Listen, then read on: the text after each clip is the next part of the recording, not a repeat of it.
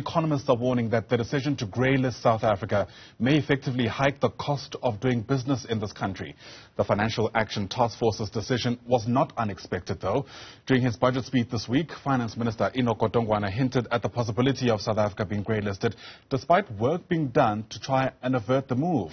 The minister also spoke about a whole range of other things in that speech, of course, including measures to put in place to address things like unemployment, poverty, also outlining South Africa's economic status. Let's make sense of all of this for you now. Bring in Economist Professor Miriam Altman, who joins us via who joins us via our video link for her thoughts. Prof, it's great to see you. Thanks very much indeed for making time to speak to us. Let's begin by just making sense of what it means now that South Africa has been grey-listed. We join a list of countries including Syria, Yemen, Haiti, Mozambique. I think Nigeria has also been flagged. The difficulty, of course, is that you can get off that list. However, it's very difficult to shrug off the stigma of being on that list to begin with. Well, there are other countries that have been on that list, like Iceland, Botswana, Mauritius. So, and they got off. They got off in a year or sometimes 3 years. I'm not trying to minimize it at all, but it's 25 countries out of, I think it's about 125 countries, maybe, that are reviewed. So I'm not sure that that's the kind of thing that gives us an ongoing stigma. The issue is that it is going to make transactions very onerous, and it shows.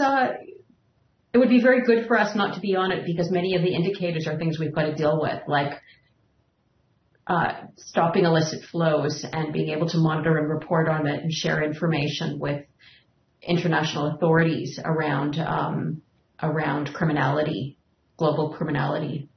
Yeah.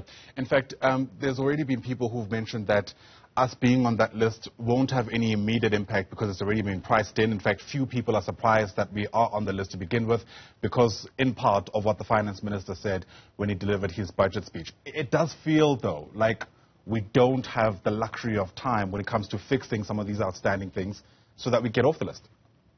So, yeah, let's put that in context, which is, I think that's right. I think it was already priced in. Some people were talking about what it did to the rand, which was almost nothing. I think it really is already priced in. Standard & Poor made it clear that it was unlikely to affect our credit rating. Having said that, our credit rating's been falling. Right. So, it would be good to get back to an investment rating, and in fact, we're substantially below that now. So, we're not in a good space, but I don't know that the grey listing is a crisis moment. What it really just reflects is a frog in boiling water. Sure. There are other things, of course, that came from the finance minister's speech, and we spent much of the week trying to make sense of what perhaps the big take-homes are. And I suppose a very broad question being asked is whether or not we feel like this was a budget that was credible. In answering that question, I wonder what you look at. So, I think it was a very interesting budget for a number of perspectives. And let me focus on what I thought was really interesting first. I think that they managed the finances quite well in the way that they were seeking to balance them. I think Godongwana has been very careful not to keep opening the kitty mid-year. So, we were very angry last year when he wouldn't release money for diesel. But I think what he was saying is we have a budget process each year. It's the most important allocation of resources in the country. And we can't keep breaking into the kitty to find money for political because, students are protesting or whatever. We're supposed to be thinking ahead about those things.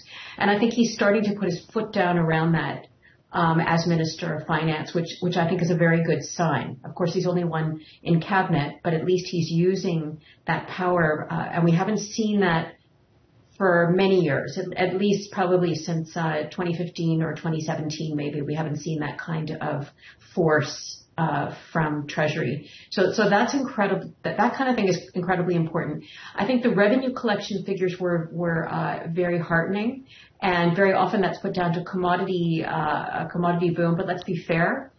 We've seen strong leadership in revenue services, and I think it shows how important it is to stabilize leadership in state institutions. Right. So bringing in Edward Kiswitter, who is a very capable and knowledgeable person in revenue services, and the team, and reopening some of the capabilities that were shut down from Jackie Salebi's time has shown a difference. And let's give credit where it's due. There are other things like that the amount of money that's allocated to infrastructure is starting to ratchet back up. Years ago, there was an intention of spending about $1 trillion over the MTF on infrastructure. That's fallen, and it should rise again to about over $900 million over the MTF. So that's about $300 million a year on infrastructure spending. Very, very critical. The things that I'm worried about. Firstly, the public sector bargaining. Right. Now, Enoch, I think, was right to say he didn't provoke the unions by saying we've said what it's going to be.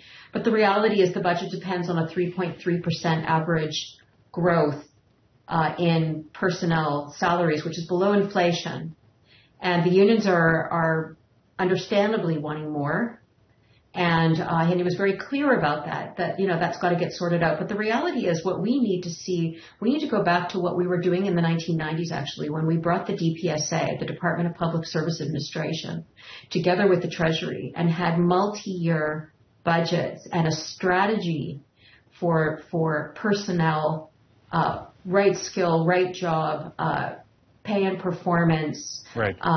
Some way of charting it through. I mean, just about that, Prof. Sorry to interrupt you there. Yeah. I mean, this Sure. idea of having a multi-budget or multi-year budget is an interesting one. But of course, many unions saying that they don't trust government anymore because of governments reneging on the last multi-year agreement, which we know was an issue that even was litigated all the way to court.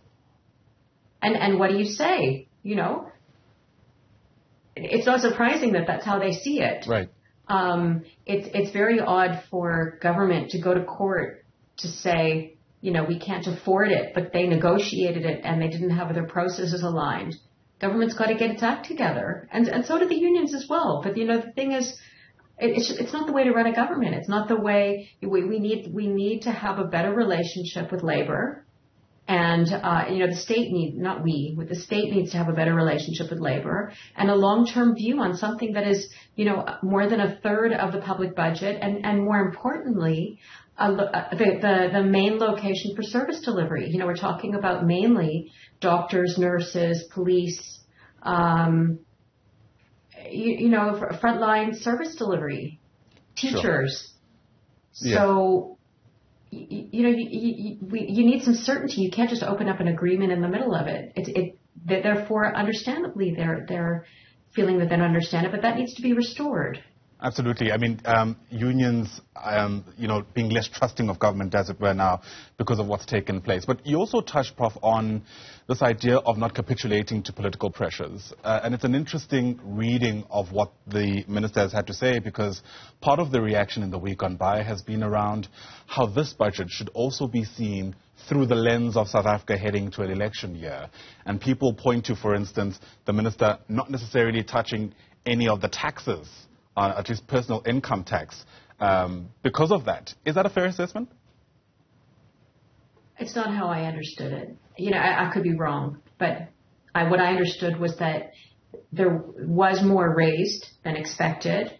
Revenues have been rising faster than expenditure. When you're struggling with state performance, and there is a drive to try to improve performance now, you don't start taking more money out of the private sector to put into public finances if you don't need to. That money is better located, circulating in the market. So that's how I understood that. All right, fair enough. Professor Miriam Altman, thanks very much indeed for speaking to us. Appreciate your time on Newsfeed AM this morning. Professor Altman is an economist. Once again, thanks very much indeed.